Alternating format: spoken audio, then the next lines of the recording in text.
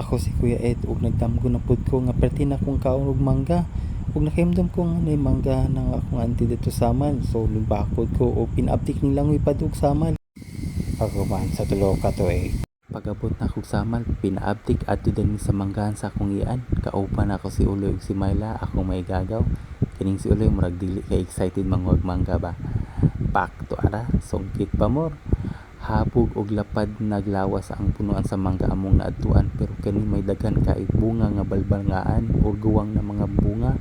Lami na kay ka og mangga guys, kita mo ana. Dako kay na siya guys, ug balbangaan na siya.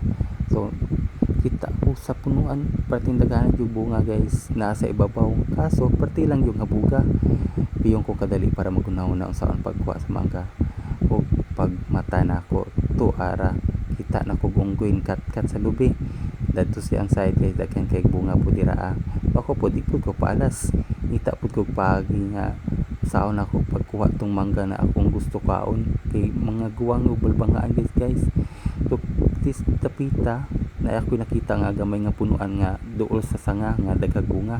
So sisingan ako kat guys, pero sa una lang kaya, pero sa buhat dili naman. Next life na lang, mangga pa mo.